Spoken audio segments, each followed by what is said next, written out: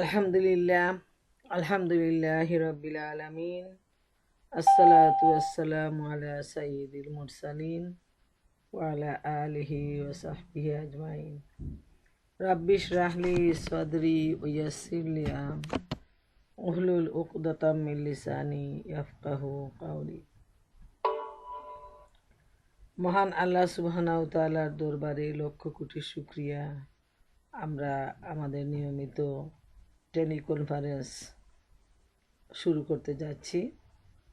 তো শুরুতে টেলিকনফারেন্সের প্রিয় মা ও বোনেদের উদ্দেশ্যে আসসালামু আলাইকুম ও রহমতুল্লাহি ও বারাকাতুহু। আপনারা সবাই ভালো থাকুন, সুস্থ থাকুন। আল্লাহ রব্বুল আলামিন আমাদের সবাইকে এই কনফারেন্স থেকে উপকৃত হওয়ার তৌফিক দিন। এই দোয়া নিয়ে আমি আজকের আলোচনা শুরু করতে যাচ্ছি। আজকের আলোচনার বিষয় হলো কোরআন হাদিসের আলোকে কিয়ামতের আলামত। আমরা সব সময় কিয়ামতের ভয়াবহ অবস্থা বা পরকালের ভয়াবহ অবস্থা, কিয়ামত কিভাবে সংগঠিত হবে এ নিয়ে আমরা সব সময় আলোচনা করে থাকি। আজকের আলোচনাটা এরই সাথে সাদৃশ্য, কিন্তু কিছুটা ব্যতিক্রম হলো যে কিয়ামত সংগঠিত হওয়ার আগে কি আলামত শুরু হবে। আজকে এই নিয়ে আলোচনা করার চেষ্টা করব ইনশাআল্লাহ তাআলা। কিয়ামত যখন সংগঠিত হতে যাবে তখন তো একেবারেই পৃথিবীটা ধ্বংস হয়ে যাবে, কিন্তু এই কিয়ামত সংগঠিত হওয়ার আগে যে বেশ অনেক অনেক বছর আগের থেকেই কিয়ামতের আলামত শুরু হয়ে যাবে। যেহেতু এত বিরাট ঘটনা সংগঠিত হবে, সেই ঘটনা হঠাৎ করে হুট করেই সংগঠিত হওয়ার নয়, বরং এই বিশাল বিরাট ব্যাপক ভয়ঙ্কর অবস্থা সংগঠিত হওয়ার আগে সেই আলামত শুরু হয়ে যাবে। এবং এই আলামত সম্পর্কে নবী করিম সাল্লাল্লাহু আলাইহি ইসলাম যথেষ্ট ভবিষ্যৎবাণী করে গেছেন। ইনশাআল্লাহ তাআলা আজকে আমরা এই বিষয় নিয়ে আলোচনা করব। আল্লাহ রব্বুল আলামিন আমাকে যতটুকু তৌফিক দান করেন, আমি আল্লাহ তাআলার কাছে সাহায্য চাই। ওমা তৌফিকি ইল্লা বিল্লাহ, আলাইহি তাওয়াক্কালতু ওয়া ইলাইহি উনীব। কিয়ামত শব্দটা শুনলেই আমার মনে হয় যারা ইমানদার, যারা চিন্তাশীল, যারা বুদ্ধিমান, সবার মনে একটা পেরেশানি, একটা অস্থিরতা শুরু হয়ে যায়। যারা এ ব্যাপারে বিশ্বাসী, যারা মনে করেন আমার মৃত্যু হলেই আমার কিয়ামত, মূল কিয়ামত শুরু হওয়ার আগে একজন মানুষের মৃত্যুর সাথে সাথেই তার জীবনের কিয়ামত শুরু হয়ে গেল। তাই কিয়ামত শব্দটা অত্যন্ত ভয়ের ব্যাপার এবং এই শব্দের সাথে আমরা সবাই পরিচিত। তবে কিভাবে সংগঠিত হবে, কিভাবে তার আলামতগুলা এখন ক্রমে ক্রমে শুরু হতে যাচ্ছে বা শুরু হয়ে গেছে এবং দিনের দিন এই আলামতটা আরও বৃদ্ধি পাচ্ছে, আমরা যদি একটু নবী করিম সাল্লাল্লাহু আলাইহি ইসলামের সেই ভবিষ্যৎবাণীর দিকে তাকাই, তাহলে আমাদের কাছে সেটা আরও বেশি স্পষ্ট হবে ইনশাআল্লাহ তাআলা।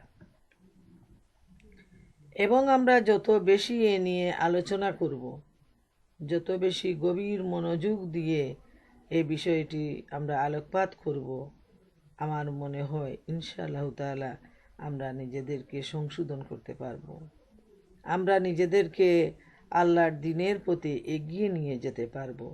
যেহেতু এই বিষয়টা যখনই আলোচনায় আসবে, যখনই এই বিষয়টা নিয়ে কথাবার্তা শুরু হয়ে যাবে, তখন শ্রোতার মনের মধ্যে, অন্তরের ভিতরে একটা সাড়া জেগে যাবে, একটা ঢেউ জেগে যাবে যে যদি কিয়ামত শুরু হয়ে যায়, যদি আমার মৃত্যু হয়ে যায়, এবং আমরা তো কেউ জানি না কখন কিভাবে আমাদের মৃত্যু সংগঠিত হবে।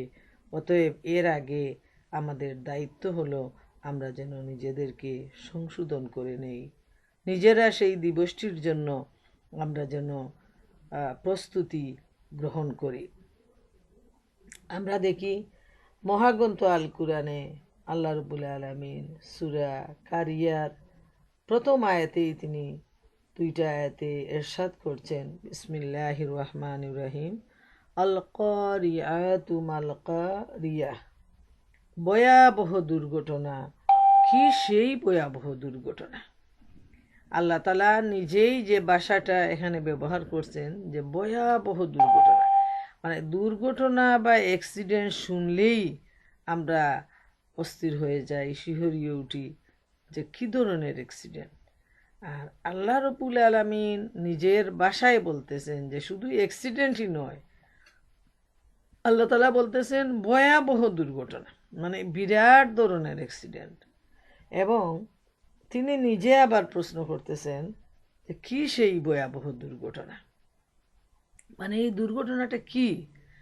এই যে এত বড় ধরনের একটা অ্যাক্সিডেন্ট সংঘটিত হতে যাবে, সেটা কি? এই কারিয়াটা যদি আপনারা পড়েন ভালোভাবে অর্থ ব্যাখ্যা সহ, তাহলে দেখবেন যে কিয়ামত দিবসের একটা ছবি আপনার সামনে ভেসে উঠবে, যে এত ভয়ঙ্কর একটা অবস্থা সেদিন সৃষ্টি হবে, যেদিন রিয়েলি কিয়ামত অনুষ্ঠিত হতে যাবে। এরপর আমরা দেখি সূরা জিলজালের মধ্যে আল্লাহ রাব্বুল আলামিন সেই কিয়ামতের ভয়াবহ অবস্থার একটা উল্লেখ করছেন। যেমন আল্লাহ তাআলা ইরশাদ করেন, বিসমিল্লাহির রহমানির রহিম, ইজা জুলজিলাতিল আরদু জিলজালাহা ওয়া আখরাজাতিল আরদু আসকালাহা, পৃথিবীকে যখন ভীষণভাবে দুলিয়ে দেয়া হবে এবং জমিন যখন নিজের মধ্যকার সমস্ত বোঝা বের করে দেবে। এই যে ভীষণভাবে দুলানো, এই দুলানোটা হলো একটা ভীষণ ধরনের ভূমিকম্প, বড় ধরনের একটা আর্থকুয়েক। আমরা দেখি কয়েকটা সেকেন্ডের আর্থকুয়েকে ঘর বাড়ি সব কিছু ধ্বংস হয়ে যায়। আর যদি 2-1 মিনিট দিতে পারে তাহলে তো সব বাড়িঘর টাওয়ার সবগুলা পানির নিচে তলিয়ে যায় এবং সেখানে সাগরের মতো সৃষ্টি হয়ে যায়। মনে হয় যেন এখানে কোনো বাড়িঘরের চিহ্নই ছিল না। আল্লাহ তাআলা মাঝে মধ্যে এ ধরনের একটা আলামত দিয়ে দুনিয়ার মানুষদেরকে সতর্ক করেন যে এটা হলো আলামত, এটা হলো লক্ষণ। যাদের মনে সন্দেহ সংশয় রয়েছে তারা যেন এই ঘটনা থেকে শিক্ষা গ্রহণ করে যে কয়েক সেকেন্ডের বা 1 মিনিটের ভূমিকম্পে যদি একটা পুরো শহর ধ্বংস হয়ে যায়, তাহলে আল্লাহ রাব্বুল আলামিন যখন এই বিশ্ব ব্রহ্মাণ্ড তিনি দশায় দেবেন, তখন সেদিনের যে ভূমিকম্পটা বারবার যে দুলে উঠবে এই পৃথিবীটা, জমিন কেঁপে উঠবে, পাহাড়গুলো ভেঙে চুরমার হয়ে যাবে, সাগরে আগুন জ্বলতে শুরু করবে, সেদিন কিয়ামত সংঘটিত হয়ে যাবে এবং তারপরই পরবর্তী অবস্থা শুরু হবে। তো প্রিয় বোনেরা আমার, আজকে আমার আলোচনার বিষয়টা যে কিয়ামতের আলামত, এই দুর্ঘটনা বা এই বিরাট ধরনের ভূমিকম্প যেটা জিলজালে আসছে, সেই আলামতটা আসার আগে অবশ্যই কিয়ামত সংগঠিত হওয়ার আগের যে আলামতটা, সেটা কি শুরু হয়ে গেছে? কত দূর সেটা শুরু হয়ে গেছে? আর কেমন বাকি আছে আসল কিয়ামতের? সেটা আমরা নবী করিম সাল্লাল্লাহু আলাইহি ইসলামের হাদিসের মাধ্যমে আমাদের কাছে সেটা অনেক দূর আমরা বুঝতে পারবো, আমরা চিন্তা ভাবনা করতে পারবো সবাইকে নিয়ে যে আমরা কোন অবস্থায় আছি। যেমন নবী করিম সাল্লাল্লাহু আলাইহি ইসলাম বলেছেন, হযরত আনাস রাদিয়াল্লাহু তাআলা আনহু হতে এই হাদিসটি বর্ণিত, যে কিয়ামতের আলামতের মধ্যে রয়েছে ইলম উঠে যাবে, মূর্খতা বৃদ্ধি পাবে, জিনা বেড়ে যাবে, মদপান বৃদ্ধি পাবে। বুখারী ও মুসলিম শরীফের হাদিস। এখানে 4টা আলামতের ব্যাপারে নবী করিম সাল্লাল্লাহু আলাইহি ওয়াসাল্লাম উল্লেখ করেছেন। প্রথম হলো ইলিম উঠে যাবে। যে এমন ইলিম, স্কুল কলেজ ইউনিভার্সিটি মাদ্রাসায় মানুষ ঠিকই পড়াশোনা করবে, কিন্তু দিনের ইলিমটা যেভাবে সঠিক ইলিম অর্জনের মাধ্যমে এই ইলিমটা মানুষের কাছে বিলিয়ে দেয়া প্রয়োজন, সঠিক মেসেজটা মানুষের কাছে বিলিয়ে দেয়া প্রয়োজন, তার পরিবর্তে মানুষ পড়বে ঠিকই, কিন্তু সত্যিকার অর্থে যে ইলিমটা সেটা অর্জন না করে ভুল শিক্ষা নিবে এবং মানুষের কাছে ভুল প্রচার করবে। এটাই হলো ইলিম উঠে যাওয়ার তার এক্সাম্পল। আর ইলিম উঠে গেলে 2 নাম্বার যেটা, মূর্খতা বৃদ্ধি পাবে। এটা তো স্বাভাবিক, যার জ্ঞান নেই সে তো মূর্খ। যেখানে ইলিম থাকবে না সেখানে মূর্খতা বৃদ্ধি পাবে। এটা একটার সাথে আরেকটা খুব অঙ্গাঙ্গিভাবে জড়িত। ইলিম উঠে গেলেই মানুষ মূর্খ হয়ে যাবে। কলেজ ইউনিভার্সিটির যত বড় ডিগ্রি হোক, মানুষ আজকে ছাদে অভিযান করতেছে, কিন্তু দিনের ইলিম না থাকার জন্য আজকে আমরা দেখতেছি অন্যায়, অবিচার, চুরি, ডাকাতি, ধর্ষণ, বেবিচার, খুন খারাপি এগুলো দিন দিন শুধু বৃদ্ধি পাচ্ছে। এবং যত ভালো কাজ, নৈতিকতা যেটা, মরালিটি যেটা, সেটা আজকে খুঁজে পাওয়া যাচ্ছে না। মানুষ অন্যায়ের দিকে, মূর্খতার দিকে এত বেশি এগিয়ে যাচ্ছে যে এখন ভালো মানুষের, দিনদার পরহেজগার মানুষের খুবই অভাব লক্ষ্য করা যাচ্ছে। আর এজন্য 3 নাম্বার যেটা, সেটা হলো জিনা বেবিচার বেড়ে যাবে। যে মানুষের যখন দিনের জ্ঞান থাকবে না, মানুষ যখন চরম মূর্খতার মধ্যে দিন যাপন করবে, তখন তাদের মধ্যে ভালো মন্দ পার্থক্য করার মতো কোনো গুণাবলী আর থাকবে না। এবং যে মানুষগুলার ভিতরে এই গুণগুলা উঠে যাবে, তারা তখন জিনা বেবিচারে লিপ্ত হয়ে পড়বে এবং এটাকে তারা গুনাহ মনে করবে না। আর শেষ যেটা, মদপান বৃদ্ধি পাবে। যে যখন মানুষ মদ পান করবে তখন তার আর কোনো চেতনা থাকবে না যে সে জিনা বেবিচার ওটা ভালো না মন্দ। তার কাছ থেকে নামাজ শেষ হয়ে যাবে, তার কাছ থেকে যত ধরনের নৈতিকতা আছে সব কিছু বিদায় নিয়ে যাবে এবং সে মদ পান করে মাতলামিতে লিপ্ত হয়ে যাবে, জিনা বেবিচারে, চুরি ডাকাতিতে। সে তখন এমনভাবে ডুবে যাবে যে ভালো মন্দ পরখ করার মতো তার আর কোনো জ্ঞান অবশিষ্ট থাকবে না। তাইলে এই হাদিস থেকেও আমরা কিয়ামতের যে আলামতটা আমরা যদি একটু বিশ্লেষণ করি, তাহলে আমরা দেখব যে মোটামুটি এগুলো শুরু হয়ে গেছে কিয়ামতের আলামত। যে আজ থেকে যারা মনে করেন 20 বছর আগে, যদি আমরা একটা মুসলিম কান্ট্রির দিকে তাকাই, বিশেষ করে আমরা যেখানে জন্ম নিয়েছি আমাদের সেই দেশের দিকে যদি আমরা তাকাই, তাহলে তখন খুব রেয়ার যে যারা ড্রাগ করে, এই ধরনের ছেলে মেয়েদের তো প্রশ্নই উঠে না। যারা যুবকরা যারা মাঝে মধ্যে শোনা যেত, তো আমরা ধারণা করতাম যে ওরা তো ভালো ফ্যামিলির না। কেউ যদি মাতাল শুনতাম, তাইলে এটাই আমাদের কাছে ধারণা যে একদম সে নষ্ট হয়ে গেছে এবং এই ছেলেটা ভালো ফ্যামিলির হতেই পারে না। এই ধরনের একটা ধ্যান ধারণা, মন মানসিকতা ছিল আজ থেকে 20-25 বছর আগে। অথচ আজকের দিনে আমরা দেখতে পাই যে যত বড় লোকের এলাকা আছে, ওই সমস্ত এলাকায় সবচেয়ে বেশি মদ পান হয় এবং যেটা সবচেয়ে বেশি দামি ওইগুলো তারা ব্যবহার করে। আবার একদম যারা নিম্ন শ্রেণীর, তারাও আমরা দেখি সবচেয়ে কম দামের যেটা আছে ফেন্সিডিল, বা এই ধরনের আরও কিছু আছে যেগুলো তারা ব্যবহার করে একদম মাদকাসক্ত হয়ে পুরা সমাজকে নষ্ট করে দিচ্ছে।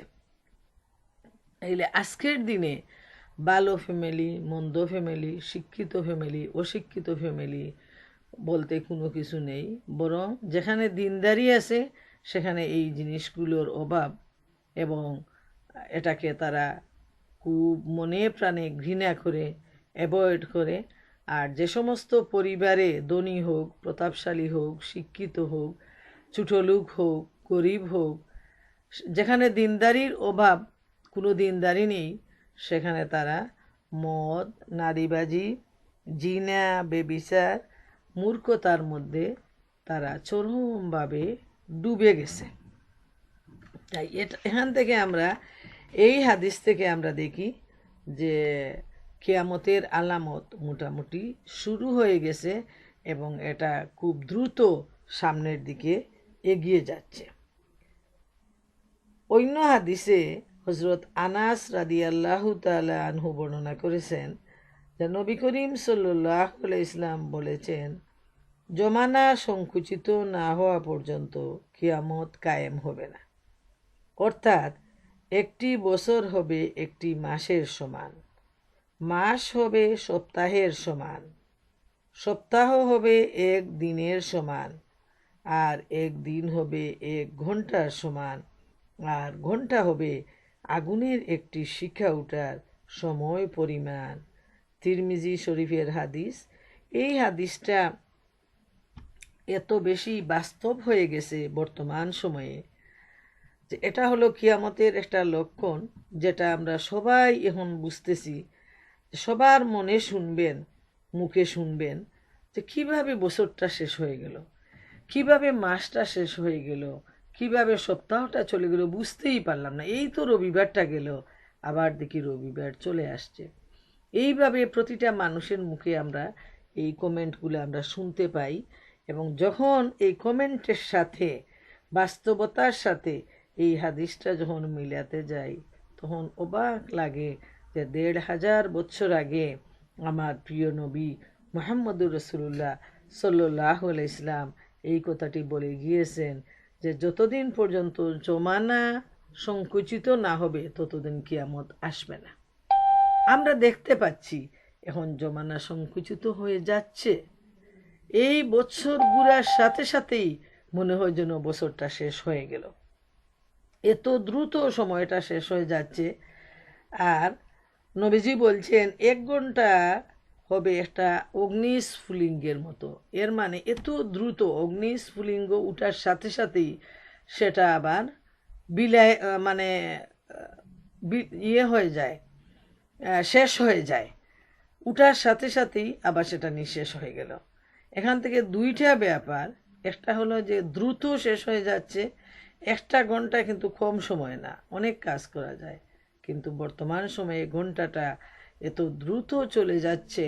এবং এটাকে অগ্নিস্ফুলিঙ্গের সাথে বলার উদ্দেশ্য হলো এটা যেমন খুব দ্রুত শেষ হয়ে যাচ্ছে, তেমনি আরেকটা দিক হলো যে আজকের যে জামানাটা, বর্তমান যে সময়টা, সেটা মানুষের জন্য এত কঠিন একটা সময় যে এই সময়টা তার কাছে আগুনের মতো। যেভাবে মানুষ যখন আগুন পুহায় তখন অগ্নিস্ফুলিঙ্গ উঠে এবং সে ২ হাত দিয়ে ওটাকে বাধা দেয়, থামায় এবং পিছনে পিছনে ফিরে, যাতে তার উপর ওই স্ফুলিঙ্গটা এসে তাকে পুড়ায় না দেয়, তার কাপড়টা পুড়ায় না দেয়। তো এইভাবে আমাদের সামনে এই কঠিন দিনগুলো আসতেছে এবং মোটামুটি অনেকটা চলেই আসছে, যে দিনের ব্যাপারে আমরা খুবই হতাশ, আমরা খুবই পেরেশান, এবং মানুষ এত ব্যস্ত হয়ে গেছে যে এখন রাত দিন কাজ করেও মনে হয় যেন মানুষ কুলিয়ে উঠতে পারে না, শেষ করতে পারে না। অথচ আগের জামানায় যারা কৃষিক্ষেত করত, বাংলাদেশে বেশিরভাগ ফ্যামিলি ছিল কৃষি নির্ভর, তাদের জীবনটা ছিল এত সহজ সরল, এত আরাম আয়েশ, যদিও কিছুটা অভাব ছিল। তারা বছরের ৬ মাস তারা কাজকর্ম করত, বাকি 6 মাস তারা ধান বিক্রি করে, ফসল বিক্রি করে, আরামে আয়েসে গল্পগুজব করে তারা সময়টা কাটিয়ে দিত। তাদের এত ব্যস্ততা ছিল না, এত পেরেশানি ছিল না।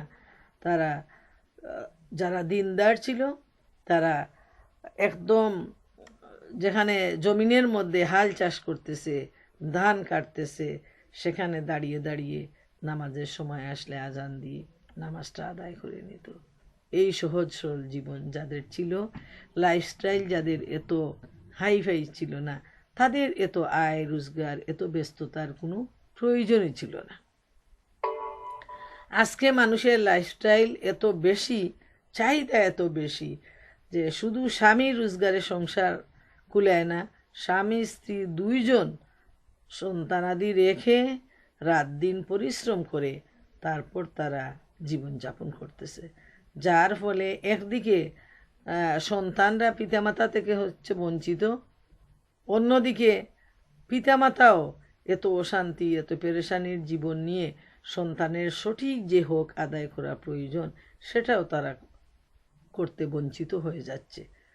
তো এই ব্যাপারটি নিয়ে আমাদের চিন্তা ভাবনা করা প্রয়োজন যে কিয়ামত কিন্তু খুব নিকটে এগিয়ে আসছে। এরপর কিয়ামতের আরও আলামতগুলো হলো নবী করিম সাল্লাল্লাহু আলাইহি ইসলামের ভাষায় যে হাদিসটা আবু হুরায়রা রাদিয়াল্লাহু তাআলা আনহু বর্ণনা করেছেন যে আমানতকে গনিমতের মাল মনে করা হবে, নাম্বার 1। 2 হলো জাকাতকে মনে করা হবে জরিমানার মাল। 3, দিন ছাড়া অন্য উদ্দেশ্যে ইলম হাসিল করা হবে। 4, পুরুষ তার স্ত্রীর আনুগত্য করবে এবং মায়ের নাফরমানি করবে। 5, বন্ধুকে কাছে স্থান দিবে এবং পিতাকে দূরে রাখবে। তিরমিজি শরীফের হাদিস, সহিহ হাদিস। প্রথম যেটা সেটা আমরা দেখি, গনিমতের মাল বলতে যেমন যুদ্ধলব্ধ যে মালটা, যুদ্ধ বিজয়ী হওয়ার পর যে মালটা পাওয়া যায় সেটাকে গনিমতের মাল বলে, যেটা নিজের মাল, আল্লাহ তাআলা ওটা দিয়েছেন। তো নবীজি বলছেন যে আমানতকে মানুষ গনিমতের মালের মতো মনে করবে, যে একজন আরেকজনের কাছে যখন আমানত দিবে তখন বিশ্বাসটা এমনভাবে উঠে যাবে যে সে আমানতকে একদম নিজের মতো মনে করে, নিজের মাল মনে করে ওটাকে সে ব্যবহার করবে, খরচ করে ফেলবে এবং সেই লোকটার হাতে সে আমানতটা আর ফিরিয়ে দিবে না, খেয়ানত করে নেবে। এবং আজকের দিনে আমরা দেখি, আপনারাও যদি একটু চিন্তা করেন তাহলে আপনাদের সামনে আত্মীয় স্বজনের জীবনে এ ধরনের অসংখ্য ঘটনা ঘটে যাচ্ছে, যেগুলো আমরা দেখি যে যারা বিদেশে আসছেন তারা ঘর বাড়ি, জায়গা জমি তাদের আত্মীয় স্বজন বন্ধু বান্ধবের হাতে দিয়ে আসছেন। আবার এখান থেকে অনেক কষ্টে টাকা পয়সা রোজগার করে তারা সেই আত্মীয় বা বন্ধুর হাতে তুলে দিচ্ছেন যে আমার জন্য একটা জায়গা কিনো, আমার জন্য একটা বাড়ি তৈরি করো। কিন্তু কয়েক বছর পর গিয়ে যখন তার সেই বাড়িটা দেখেন যে এটা তো তার বাড়ি না, তাকে উচ্ছেদ করে দেয়া হচ্ছে, সে তো অবাক হয়ে যাচ্ছে, কি ব্যাপার, এত বছর এত কষ্ট করে রোজগার করে তোমার হাতে টাকাটা দিলাম, এখন তুমি কি না বলছো যে ওটা আমার বাড়ি না?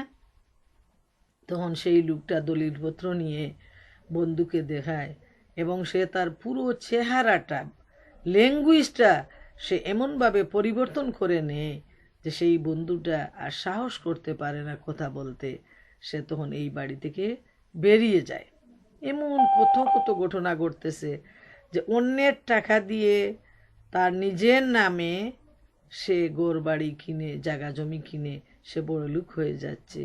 এই হলো আমানতের খেয়ানত, এবং এটা শুরু হয়ে গেছে অনেক আগের থেকে।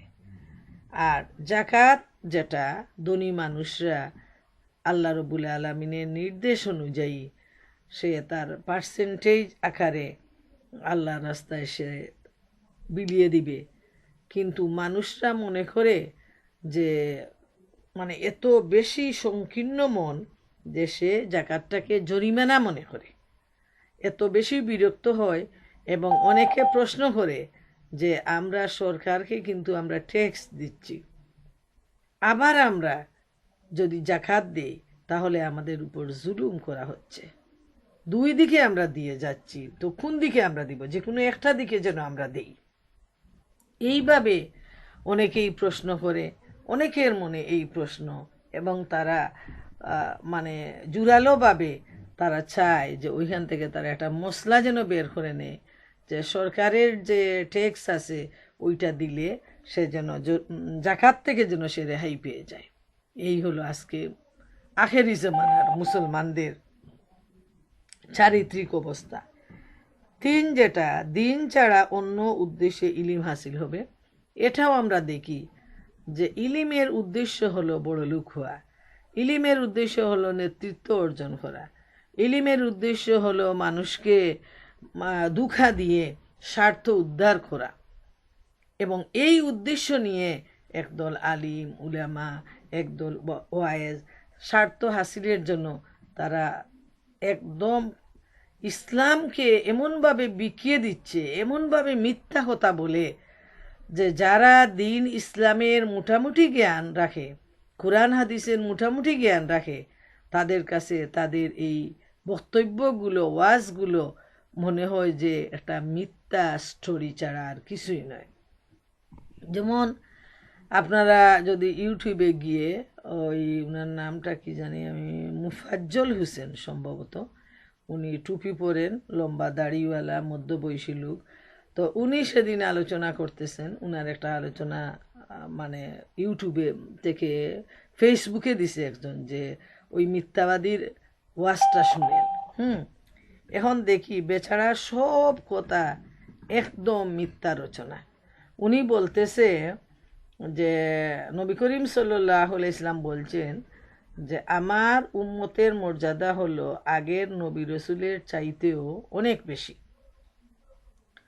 তো মেরাজ শরীফে যখন নবী করিম সাল্লাল্লাহু আলাইহি ইসলাম ষষ্ঠ আসমানে গেলেন, তখন মুসা আলাইহিস ইসলামের সাথে তার সাক্ষাৎ হলো, এবং মুসা আলাইহিস ইসলাম নবী করিম সাল্লাল্লাহু আলাইহি ইসলামকে বললেন যে তুমি কিভাবে এই কথাটা বলতে পারলে যে আমাদের চাইতেও তোমার উম্মতের মর্যাদা বেশি?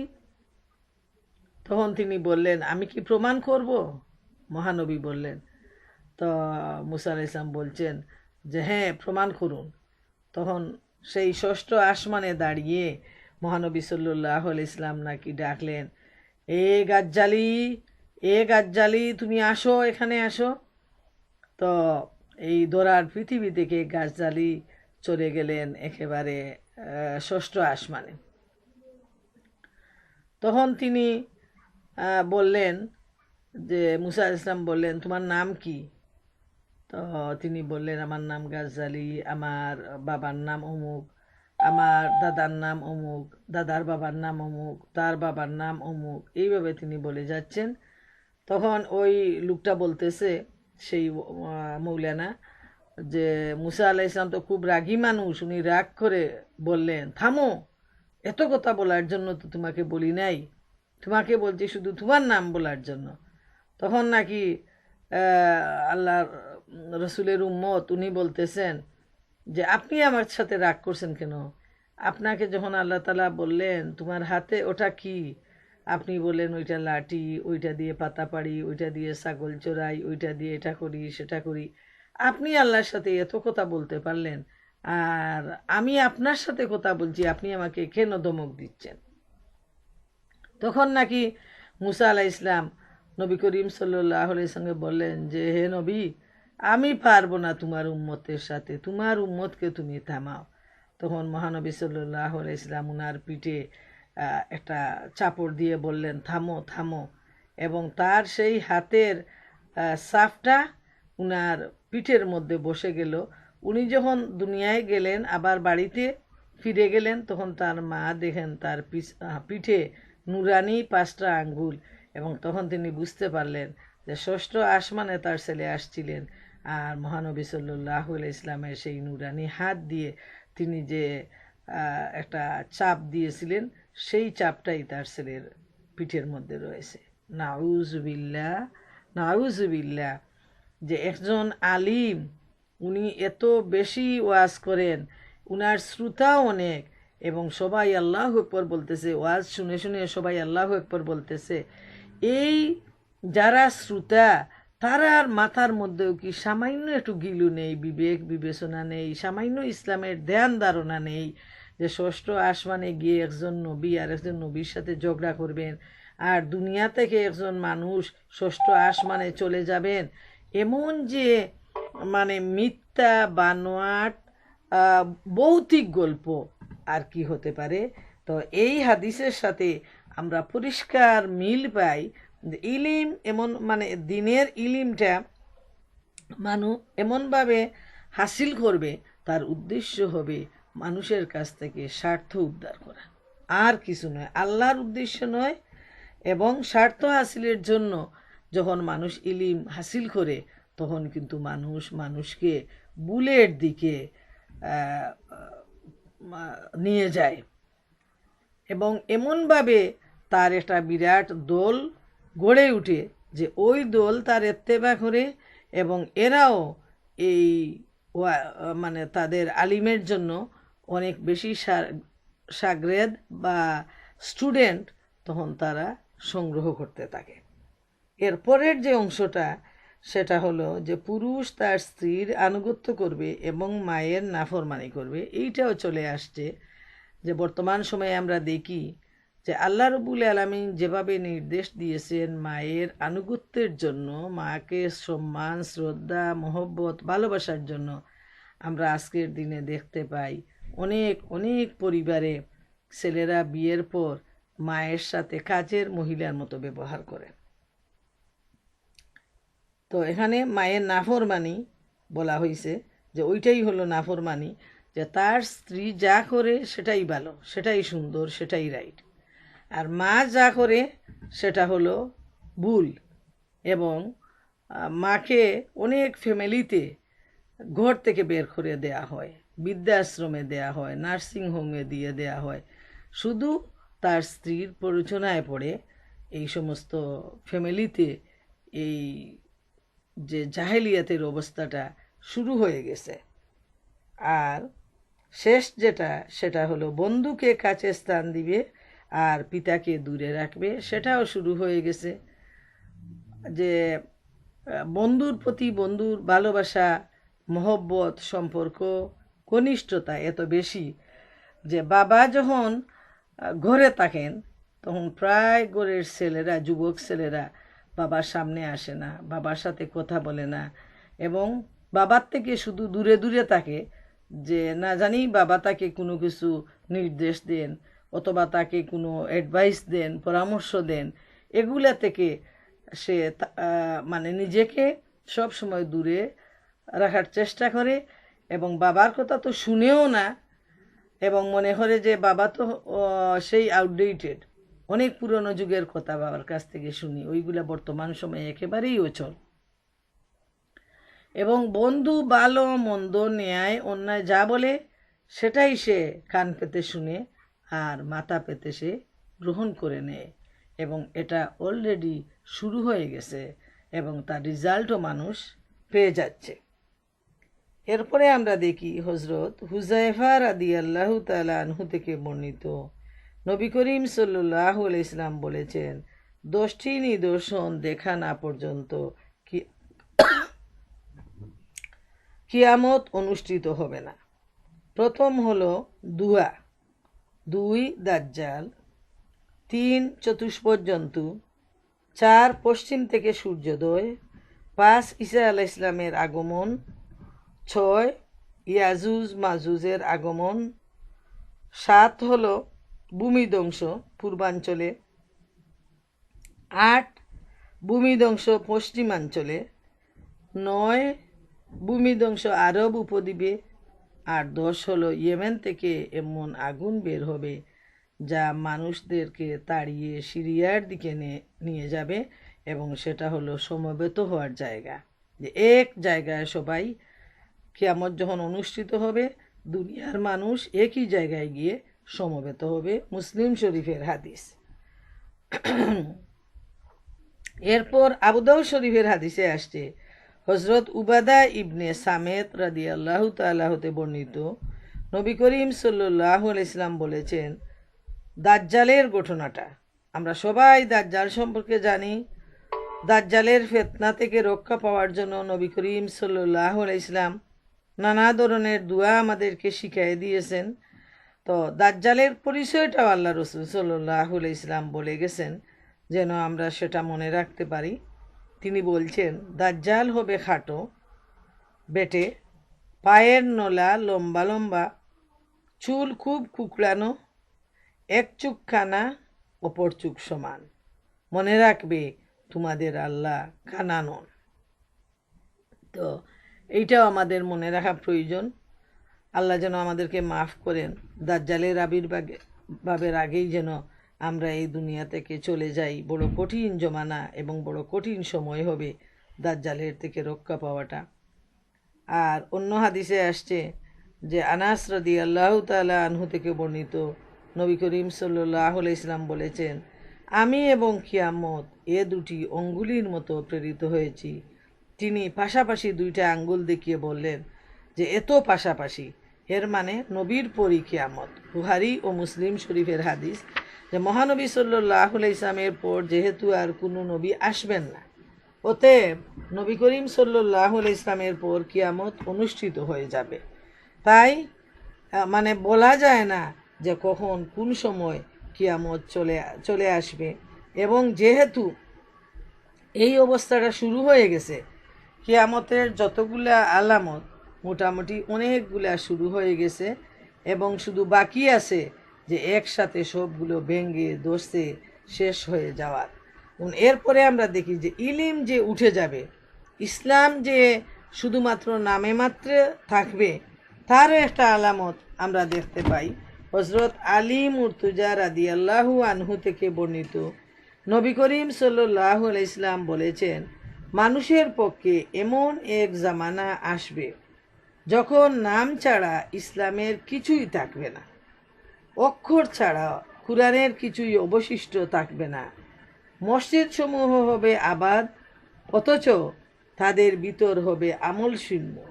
সে সময়ের আলেমরা হবে এই পৃথিবীর সর্বাপেক্ষা মন্দলু। তাদের কাছ থেকে ফিতনা প্রচার হবে, অতঃপর সে ফিতনা নিজেদের প্রতি প্রত্যাবর্তন করবে। বাইহাকি।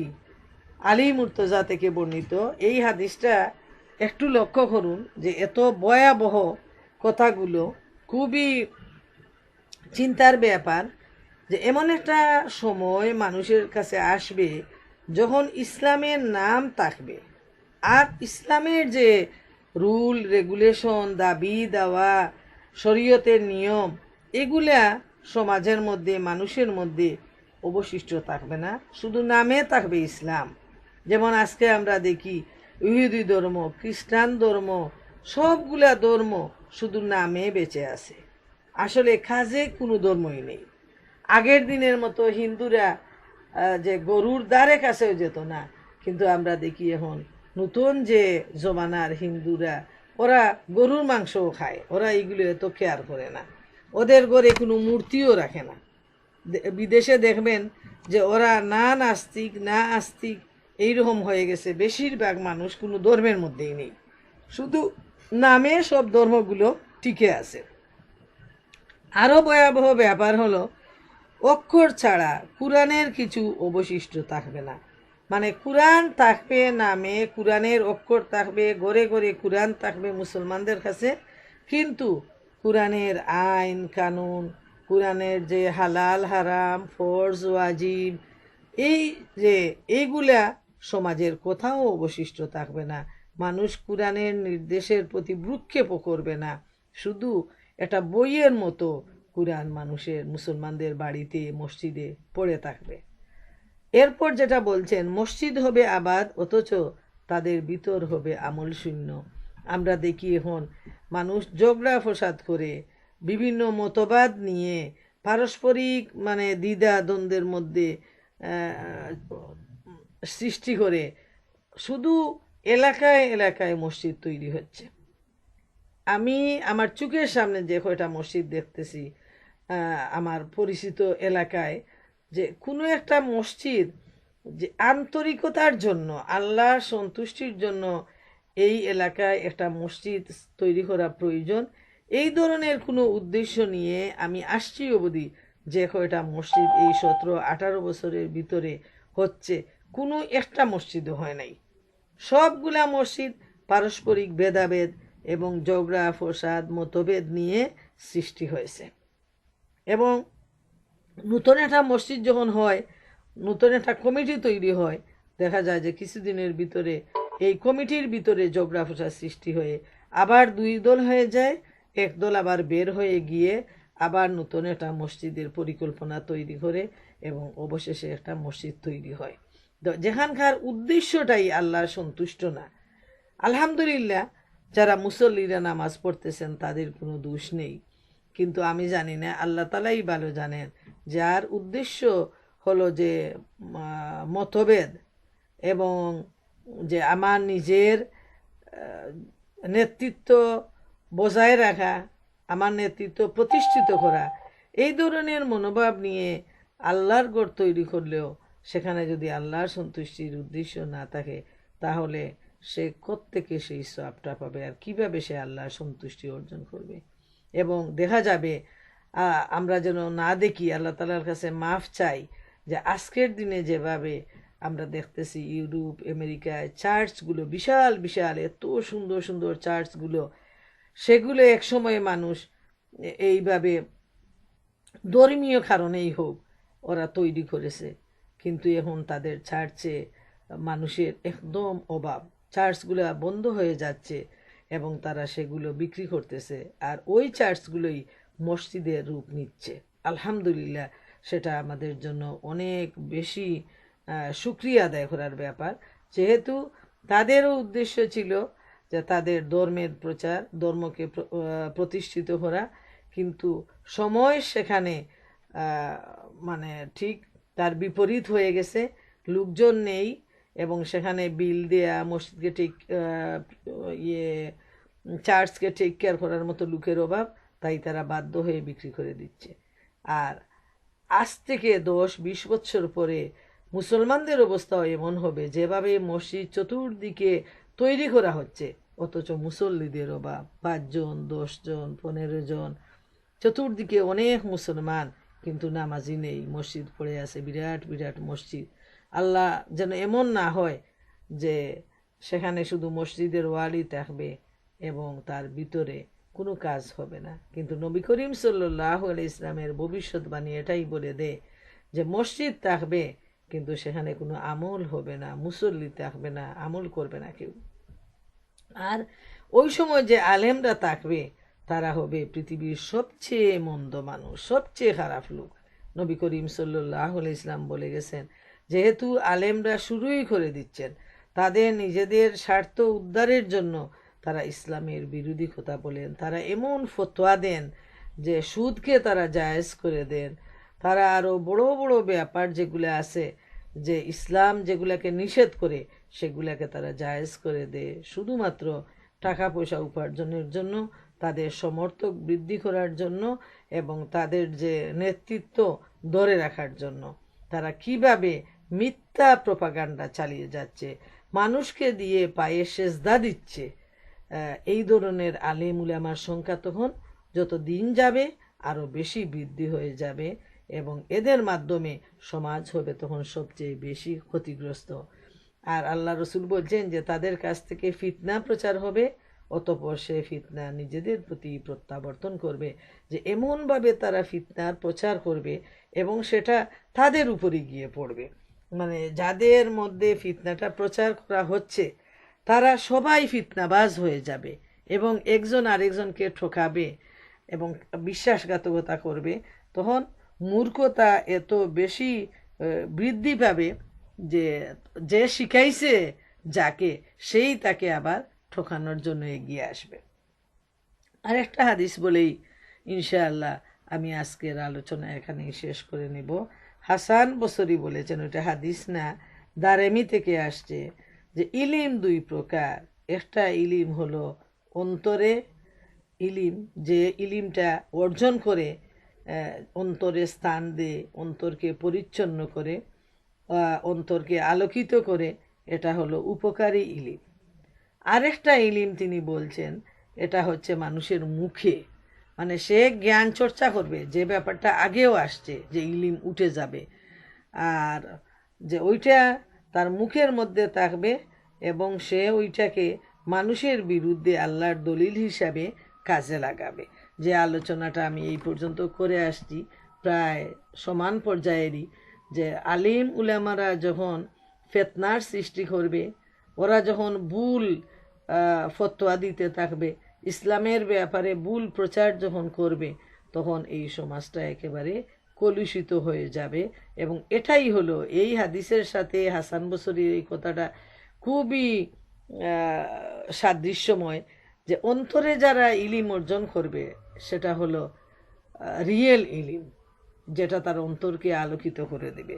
আর শুধু ইলিম অর্জন করবে মুখে মুখে প্রচারের জন্য, সুনাম অর্জনের জন্য, এই ইলিমটা হবে সবচেয়ে বেশি ক্ষতিকর, যেটা মানুষ আলেমরা আল্লাহর দুশ্মন যারা হবে, তারা আল্লাহর নামে ভুল ফতোয়া তারা চালিয়ে দিবে, দিনের প্রচার তারা ভুলের মাধ্যমে, কোরআনকে তারা বাদ দিয়ে নিজের মন গড়া কথা তারা তখন প্রচার করবে। তো এই আলামতগুলা শুরু হয়ে গেছে এবং আরও অনেক অনেক আলামতের ব্যাপারে নবী করিম সাল্লাল্লাহু আলাইহি ইসলাম আমাদেরকে জানিয়ে গেছেন। ইনশাআল্লাহ আগামীতে আমরা এ নিয়ে আলোচনা করব।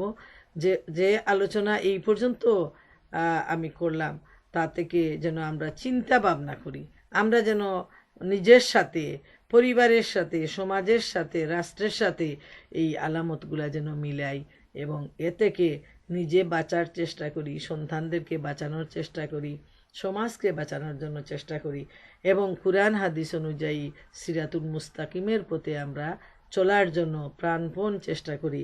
আল্লাহ সুবহানাহু ওয়া তাআলা আমাদের সবাইকে সেই তৌফিক দান করুন। ওয়া আখিরু দাওয়ানা আলহামদুলিল্লাহি রাব্বিল